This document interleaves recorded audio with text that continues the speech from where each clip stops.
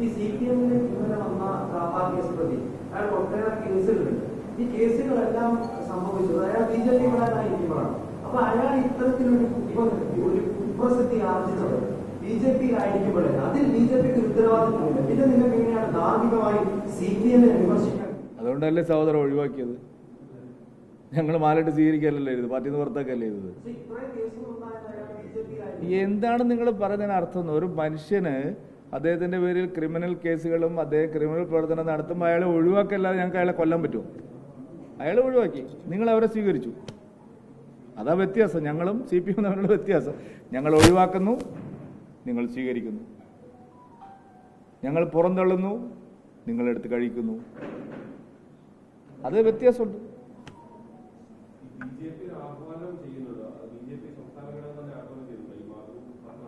ഇല്ലല്ല, ഞങ്ങൾ അങ്ങനെയൊന്നും അല്ലല്ലോ പറഞ്ഞത്. തെറ്റായ വ്യാഖ്യാനമാണ്. അല്ല, ഞാൻ എൻ്റെ ഫേസ്ബുക്ക് പോസ്റ്റിൽ വ്യക്തമായി പറഞ്ഞിട്ടുണ്ട്. അതിനുശേഷം ഞാൻ പത്രക്കാരോടും പറഞ്ഞിട്ടുണ്ട്. മാധ്യമങ്ങളെ ആക്രമിക്കുക, ഏറ്റുമുട്ടുക എന്നുള്ള സമീപനം ഇല്ല.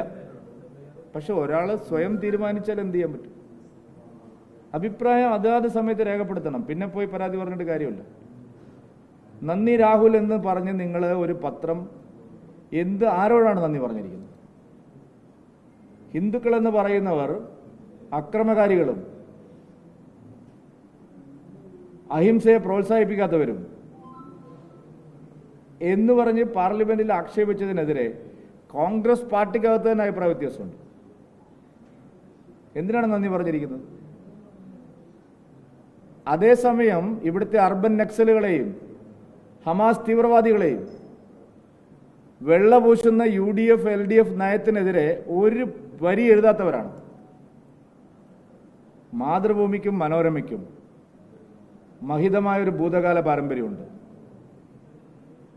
അത് മറന്നുകൊണ്ട് ഇപ്പൊ ചില ആളുകൾ അതിൽ കയറിയിരുന്ന് പ്രവർത്തിച്ചാൽ CPIM-ന്റെ ഗതി അവർക്ക് വരും എന്നാണ് ഞാൻ പറയുന്നത്.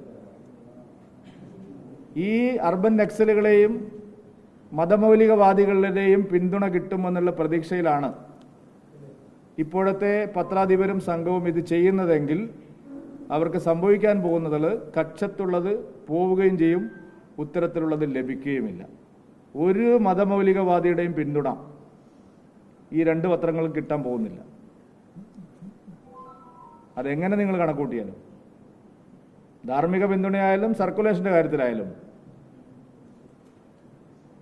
പത്രം വാങ്ങുന്നത് ആരാണെന്നും പത്രത്തെ കൈയച്ച് സഹായിക്കുന്നത് ആരാണെന്നും അതിൻ്റെ മാനേജ്മെന്റിലുള്ളവർ, സർക്കുലേഷനിലുള്ളവർ ഒന്ന് പരിശോധിച്ചിട്ട് വേണം എഡിറ്റോറിയലുകാരോട് പറയാൻ. അങ്ങേയറ്റത്തെ മാനസിക വിഷമുണ്ടാക്കുന്ന വാർത്തകൾ തുടർച്ചയായിട്ട് ഒരു കാര്യമില്ലാതെ, അടിസ്ഥാനമില്ലാത്ത വാർത്തകൾ ശരിയല്ല. ഞങ്ങളതിനെ ജനാധിപത്യപരമായി എതിർക്കും. ഞങ്ങൾക്ക് അത്രേ ശേഷിയുള്ളൂ. പത്രങ്ങളൊന്നും ഒന്നും ചെയ്യാനുള്ള കാര്യത്തിൽ ഞങ്ങൾക്കില്ല. പക്ഷേ ഞങ്ങൾക്ക് പറഞ്ഞെങ്കിലും നിൽക്കണ്ടേ?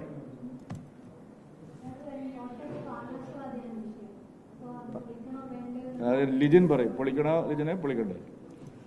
ആകാശപാത നിർമ്മിക്കാൻ വേണ്ടി ചെലവഴിച്ച പണം, അത് പൊളിച്ചു മാറ്റാനായിട്ടുള്ള പണം, ഇതിൽ കൊടുക്കുന്ന കരാറുകളിലൊക്കെയുള്ള അഴിമതി കൃത്യമായി ആദ്യം അന്വേഷിക്കുക. വിജിലൻസ് അന്വേഷണം നടത്തി കുറ്റക്കാർക്കെതിരെ നടപടിയെടുക്കാൻ വേണ്ടി പൊളിക്കണമെന്ന് പറഞ്ഞ CPM എന്തുകൊണ്ട് വിജിലൻസ് അന്വേഷണത്തിന് തയ്യാറാവുന്നില്ല? തിരുവഞ്ചൂരിനെതിരെ വിജിലൻസ് അന്വേഷണം നടത്തട്ടെ. ഒരുപാട് പദ്ധതികളുണ്ട്, ആകാശപാത മാത്രമല്ല.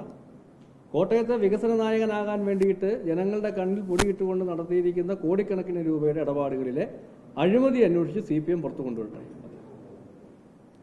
തിരുവഞ്ചൂർ രാധാകൃഷ്ണനെതിരെ എന്തോ ഒരു കേസ് ഇപ്പൊ കണ്ടിരുന്നല്ലോ, അതെവിടെ പോയി?